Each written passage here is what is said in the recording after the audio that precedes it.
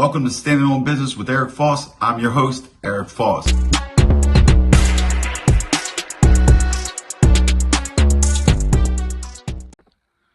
Good evening, everybody. Welcome to Standing on Business with Eric Foss. I'm your host, Eric Foss. Welcome to episode 9, Prison Stories. We're going to get into the drug game in prison. So let's hurry up and get into this one. This one should be good.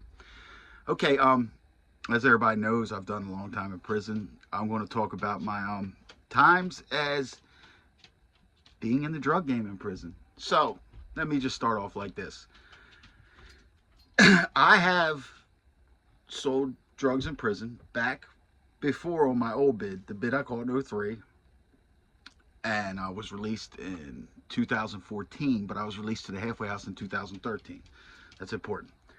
So anyway, so when I catch that bid, there's two main, I was locked up in Gilmer, also in Big Sandy, and also in Schuylkill. Okay, Schuylkill's on the East Coast, Gilmer and Big Sandy, Mid-Atlantic region, whatever. So it's all basically East Coast. So, two popular prison drugs at that time: heroin and marijuana. So, now, basically what they would say would be a gram of heroin. We'll say, I'll tell you my prices. I used to charge $500, and it would be a chapstick cap. You would fill the chapstick cap and brush it off, and the full chapstick cap of heroin would be $500. That's if somebody's sending me money or whatever. So now, and that was called a gram, but it's not a gram. It's less than a gram. I know that for a fact. Also, caps of marijuana. Same thing, be about $75 to $100. Okay, a chapstick cap pack with marijuana, just so you're getting this right. Now, a person who's buying smaller amounts can pay inside by either commissary or stamps, which is the currency, or you can have, like I said, my bigger deals, I would have people send money street to street, because this was, remember, this was before a lot of this technology. This is before Cash App and all this kind of stuff. So a lot of what I did was money orders and things, street to street with people that I trusted. Never got burnt. So anyway, let's get into it. So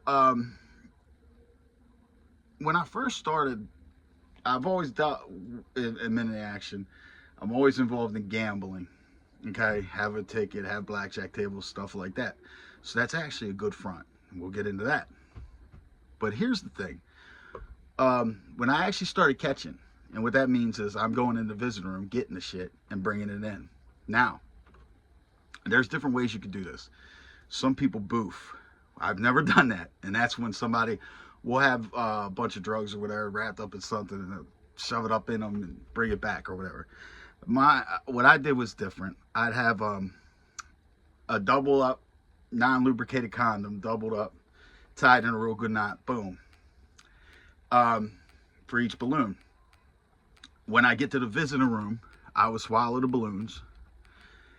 And when I get back to the unit, as soon as I immediately get back to the unit, I drink a quart of water, stand on my head for like 30 seconds, and then come up and go like that. Next thing you know, brrr, balloons are just coming up in the toilet.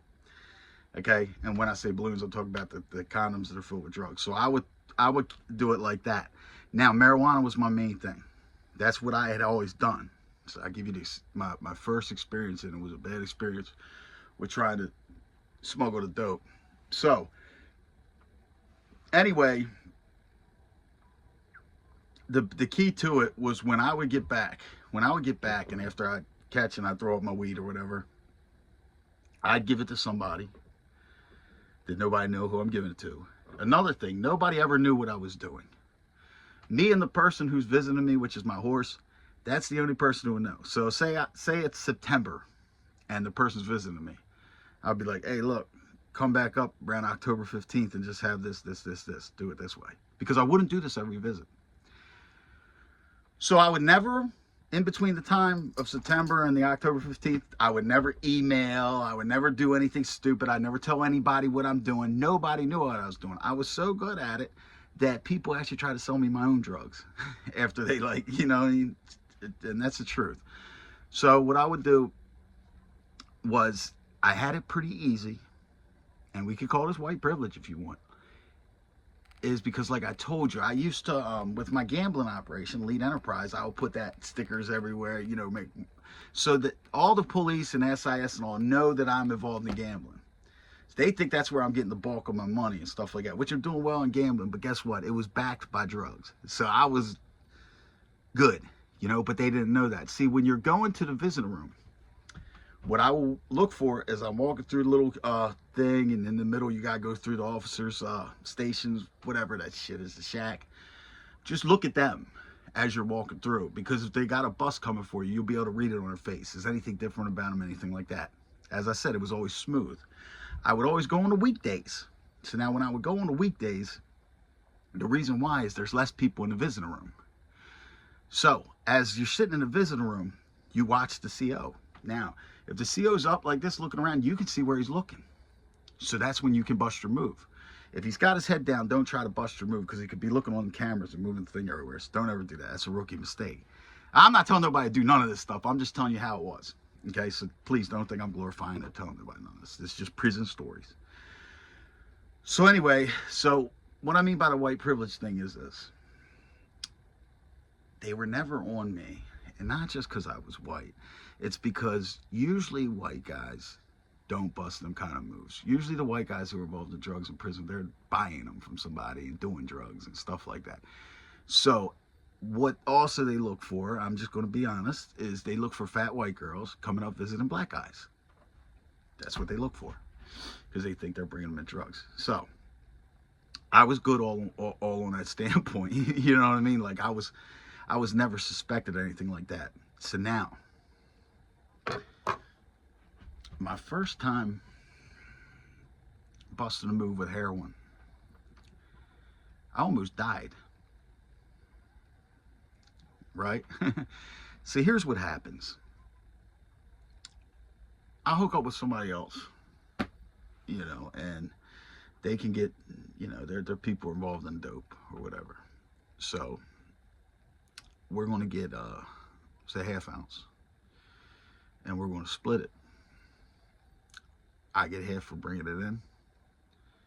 You know, they get the half for whatever. You know, my fee is half. So I go ahead and I'm like, man, this could be good. So here's the problem that occurred. First off, like I said, I had my own person, my own mule, and they knew how to do the non-lubricated condoms, double wrap it, tie the knot really good and everything like that. They were perfect. They were perfect at it. I talked to this person, like, oh, my people were great at it, blah, blah, blah. I've been doing it for years. I should have never did that. This could have cost me my life. So what happens is, I also, another thing is, I go in on the weekend when the visiting room's packed. So the CO's head's down the whole time like this. So you're just, it's a crapshoot at this point. Okay, when my person gets there with this dope. So now, it was 8 balloons. So you figure 14 grams of dope, 8 balloons. You figure they're, you know, a gram and some change each, right? Now here's the thing. It was early in the morning on the weekend. Not my usual visiting time, not everything like that. I'm nervous because, you know, there's other people involved and everything like that. This is, you know, whatever. So I don't eat. Big mistake. What I underestimated was this. When I would get the marijuana and I would swallow it or whatever, it was very light. Each balloon, you would figure, probably weighed less than a half a gram. Okay? Now, this dope is more dense and it weighs a lot. It weighs a lot more. So I'm so scared busting this move and all that I sit there, boom, boom, boom, I bust the move. Now, and it's a good thing I did this because I don't know how it's wrapped or whatever. I'm scared. I got a half ounce of heroin sitting in my stomach. I want to get back and throw this up. So I cut out the visit early. So I get back. Go ahead. I drink my quart of water, stand on my head. I go ahead. All of a sudden, I'm throwing up. But I'm feeling balloons come in my throat and go grrr, and go back down. Grrr, go back down. I have nothing in my stomach pushing it. So I'm sitting there, I'm choking myself. This shit's crazy. It's going on for about 40 minutes now. Now I got about 4 of the balloons out. Eventually, my cellie comes in. He's like, "E, what do you want me to do, man? What do you want me to do?" And what made me scared was right before I threw up the 4 balloons. I threw up right before that, and guess what? I threw up wrappers, the double wrap. One of the wraps that came off already, and I looked at it. It was a damn rubber glove. It wasn't a condom. These people use rubber. So now I show myself like, oh my God, this shit's coming loose in my stomach. So you want me to get the CO? I was like, fuck no. You know what I mean? So he went and he made me something to eat. He made me some type of angel hair pasta or whatever. I rubbed that down real fast. He said, you gotta put something in your stomach. Boom. So I do that, drink some more. Boom, boom, boom. Next thing you know, 2 come out. So I had 2 more left. Boom, another one comes out. Got 1 more left. I will tell you, I was so exhausted that I was ready to give up. I told my cellie, I said, look, I can't try to make myself throw up anymore. I was like, I'm just going to wait about an hour or 2 and try to do Skinner, maybe shit it. He's like, no, don't take no chance. So we did it. We got it done. Boom. So that was an experience, man. And I could have died from that. So now, anyway, let's get into how it works. So with the dope, you people, like, I didn't really do this. Like, you know, if I knew people that I fucked with got high or something, I'd break them off. Just get, hey, man, look, I ran into a buddy of mine that gave me this. Here, you do this. Because I didn't do dope, nothing like that. I'll smoke some weed. But fuck it. So I go ahead and I would do something like that. I never let anybody know I was actually the one with it. You know what I mean? I remember one time, a homie comes up. It's like, hey, E, man, I got grams, good dope. You can make some money off it. I said, yeah, really? He's like, yeah, check it out. It was my dope. He's trying to charge me $600 a gram, and then it was a different color. He cut it all up. He didn't know it was my dope. You know what I mean? I was like, dummy. I said, no, I'm not interested. But anyway, so you sell them. People break them down, sell them in $50 papers. Off one of them chapstick caps, you make about $1,500 that way. They make about $1,500 in money. Now, like I said, nowadays there's more tech. We'll get into nowadays because it's easier now with the technology, with the money exchange. So I definitely stacked money doing it. Okay, and you're always going to have all the stamps, whatever. You live great, you know what I'm saying? Nothing's nothing. You're the dude. But it's tough because there's a lot of rats. Now, this was before I was really catching, and I actually wasn't catching, but a buddy of mine was catching. I was in the loop at Gilmer, and we were selling dope. Now, I wasn't the one going and catching, like I said. But, man, we had a nice little run. But sure enough, somebody wound up telling on us. And that's the time my cellie got busted with a dirty urine or whatever. And they shook us down and all that. Man, they went crazy. But I went down to this old head cell afterwards, and he used to get high. And he worked in the kitchen. I used to look out for him, you know what I mean? So I'm like, damn, Sean. I said, what the hell happened, man? I said, somebody told him. He's like, man, I'm telling you, it wasn't nobody gets high because you played too fair. This is when people knew I wasn't catching, so I was the front man. So you got to be the man. Me and my cellie were. So, in other words, he said the other dealers will tell on you. And that's the fact. Because you're cutting into their money and stuff like that. And people will hate. So it's very hard to get away with. You know what I mean? You got to be slick. You got dumb dudes who will keep emailing their girl, stuff like that. Or what gets guys caught a lot of times, telling their homeboys. Or there's just dumb shit like this. They're telling people, like, say they owe money. Oh, yo, I got you. My girl's bringing that pack in. You know what I mean? They're just telling this to anybody. You know what I mean? So then they get busted and wonder why. But anyway, so it's very lucrative. Now, my experience was always that. Now, when I was in Big Sandy, I did see them. They was some of the Midwest guys and shit and West Coast guys. They get in that crystal meth stuff and all. But that's the 2 main jail drugs was heroin and weed. And this really was heroin. So now, getting around to the 2012, 2013, I'm in the joint still, and I'm starting hearing about this Suboxone and this and that, but it's not in the joint yet. Like I said, it was still heroin and weed. And then I heard about this other stuff, this synthetic marijuana, but I heard about it on the street. I didn't hear about it in prison, never thought anything of it. I just heard you couldn't piss dirty for it, and that's why people on the street smoked it. So, eventually, I get through, I do my bid, and I get to the halfway house. Now, when I get in the halfway house, I go in the bathroom. It's community bathroom, whatever. It's morning time, whatever. I'm brushing my teeth or whatever, getting ready to go in the shower. I see this dude on the floor foaming at the mouth. So I'm like, whoa, whoa, whoa. And the place stinks. There's dudes in there. So like, damn. I'm like, yo, ain't nobody want to help? Yo, what's it? He's dying or something. They're like, nah, he's epping out. He's having an ep. I said, well, what is he? What's wrong with him? Why, diabetic? He said, no, he's just epping out, yo. He's just epping out. He's going to be good. They were smoking the K2, but it was spice. It was on like a flower type roll up stuff. So now that's my only time I ever seen. So I'm like, whoa, my God, right? So now when I get out, you know, I get in back in the streets and stuff like that, I find out what all the stuff is, Suboxone, and I sound like, damn, I didn't know they're using that shit in jail. Like, why, you know, whatever. Now, I would never think that it would take over heroin, and I would never think the K2 would take over marijuana. But now what happens is this. When I go back to prison in 2018, there's no more heroin, and there's no more marijuana.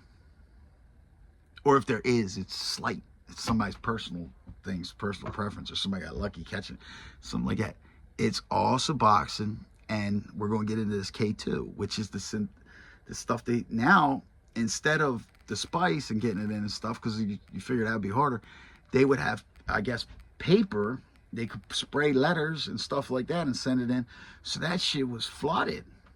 But now, when you go in the federal system, when I was in there the last time, you can't even have your mail anymore. Your mail goes to the mail room. They photocopy everything, and that's how you get your pictures and everything. It's just photocopied, your letters and everything. They actually get rid of your regular shit because you can't have it because of that. So I guess you know, other people could do their other ways, get it in. I'm not into all that. I don't got nothing to do with it. But I'll talk about the stuff that, I mean, they will put it on a wire. One little tiny hit, motherfucker will smoke it. Next thing you know, you say, I mean, it's crazy. I've seen guys, man, I've seen guys flip out. I've seen guys totally flip out. Now, the Suboxone deal, that it was also because at first, I don't think that they had that on a piss test. So in other words, you could fucking, so this K2 and this Suboxone, you're getting like a heroin high, and you can't piss dirty for it, and you're getting this, what they call marijuana high, but it's a little bit different than marijuana high, some of it, because you're taking chances. You know what I mean? You don't know who sprayed what or whatever. Look at what almost just happened to me when I was bringing the dope in. I took a fucking, almost a fatal chance, you know? And the crazy part is my younger brother died that week too. So could you imagine that? My mother, like, I would have died in, man, that's pretty messed up, man. But, anyways, back to this K2 stuff. I mean, I've seen people just ep out, like freak out. They'll get paranoid. I mean, it's nuts. People think they're blind. Just crazy stuff. You know what I mean? I've hit it before. Not like that. We were in the hole. We were on lockup at Allen Woodlow when I got thrown out, and there was some check-in. He was back there. He had a bunch of it. And me and my celly Playboy were there. He sent us down these huge ass pieces, and we were selling it. And Playboy liked to smoke it too, so I would take like a hit or two of shit. But it was like real mellow, get me high. But see, he would smoke way more of it. But he never flipped out or nothing. So this stuff wasn't really like that. But it was good or whatever. So he was a check-in punk or whatever, and he wound up cutting our throat for something. So we just beat him for the shit. And like, we ain't steal it. We told him come out to the record. He ain't never come out. But anyway, so there's different types of this stuff and different ways people smoke it. Like I said, some people smoke it off the wire, you know, everything like that. Now the Suboxone, you put it in a spoon and you snort it. It's a tiny, like, cause your system's clean. So a tiny fucking piece will feel like you did like a 30. You know what I mean? When a person first does this. So it was like, I guess it was like the perfect high. And also the access to it. See, because like I said, when I was selling the drugs, the real drugs in prison, you actually had to be a little bit of a somebody and be able to bust a move and put a move together. What I mean by that is, like, you got to have a horse. You understand? With the horses, the person's bringing it in. You got to know how to take care of your horse. You know what I'm saying? You also have to have the connects to get the drugs. So it was a little bit harder. But now, with the Suboxone being strips and all that kind of stuff, people were now you can't do this now because they catch on and everything. But for a while there, people would have it sent in books, have it sent in this, just because it's so thin and stuff. I mean, people come up with all kind of crazy stuff. I've seen people, and this was actually a good hustle back when the stamps, when we would still get our envelopes and stuff back in the day, when you had the stamps, like the regular stamps, people would take a hypodermic needle, you know, like a brand new one, a diabetic needle or whatever, boom, break the tip off and put the tips underneath of the stamp and send it into somebody. You could sell that tip for 50 bucks. One of them tips for 50 bucks. Because people want to shoot their drugs or whatever. Because they do shoot the Suboxone like they would shoot heroin and stuff like that. Now, the Suboxone, like I said, they cracked down on everything because of jailhouse rats and because of just people talk too much. You know what I mean? People talk too much. There's been big indictments and stuff. The money. Yeah, drug dealers make more money in prison. I've seen people come home. Like, here's the problem though, man. When you're locked up, man, people steal from you. Like, look, anybody who knows me would say, hey, listen, he's been robbed a bunch of times. And it's not by gun, not by force, not by gangsters. My shit's always been somebody just, you know, swindle, especially when you're locked up. So, like, you would figure, I mean, I lived like a king, man. And I wasn't a huge jail drug dealer or whatever, but I lived like a king. Did a little bit of hit and miss here and there, but I sent a lot of money home. I sent a decent amount of money home and would send it home all the time. You know what I mean? For different things. So, and plus live however I want. But at the end of the day, I've seen some people who just like, they'll get into drugs. Like they got a mule, they got this, they got that. They might even have a CO, but usually the COs ain't got nothing to do with it. But even if they got something lovely going on, they will be so petty. They will dollar for dollar it, and they will save every fucking penny, man. And look, I've seen these bastards, man. I've seen motherfuckers run up $60,000, $100,000, $150,000 quick. Now, I didn't get up that much. You know what I mean? I didn't do that. I probably, you know, I sent about 30. You know what I'm saying?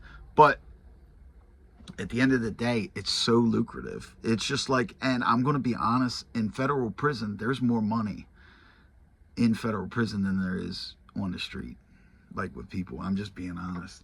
Well, and it might not even be that. It's just that everybody's a criminal there. You know, so there's a lot more people you run into with things that are going on and things. But like now with the moving the money and stuff, it's gotten so simple. But now, and like I said, with them getting the drugs, now what they did start doing is they put people in the feds now. They did started at Allenwood when I was there.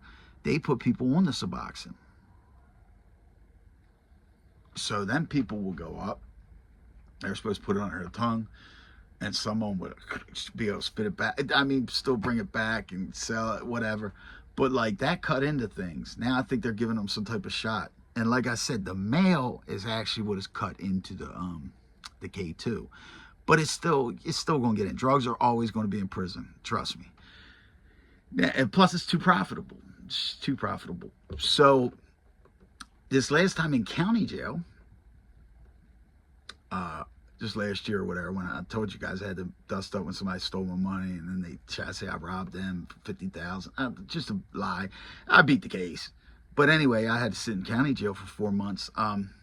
Yeah, flooded with mostly both them, Suboxone and the K2. But now that there's no contact there. You got to have a different type of horse. You got to have a different type of way. You know what I'm saying? You got to, you know, think of some things and stuff, but it's still there. It's lucrative, like I said, and it's like, it will never stop. Put it this way. If you got the drugs in the joint, you're that guy. You know what I mean? You can do whatever. It was just like with our gambling operation. We were backed by drugs. So we could get hit. And act like, oh man, fuck. Doesn't matter. Doesn't matter. But like I said, you also got to worry about all the telling and stuff.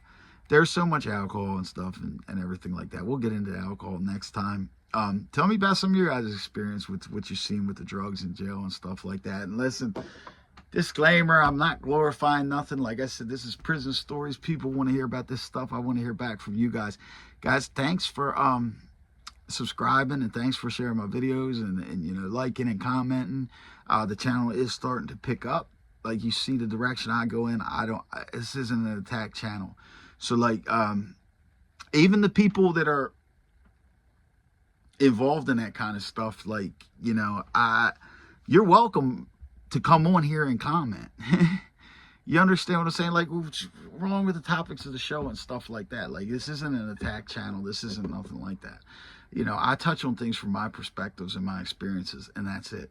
That's why I want to hear back from you guys. If you ever notice, if you say something to me in the chat, if you're not disrespecting me or something like that, if you have a disagreement with, I'm not going to go at you. I don't block. I'm not doing none of that. I'm not blocking people, none of that kind of stuff. You know, this channel's for, you know, people who enjoy this kind of things. You know what I'm saying? So, all right, guys. Until next time, just remember, always stand on business.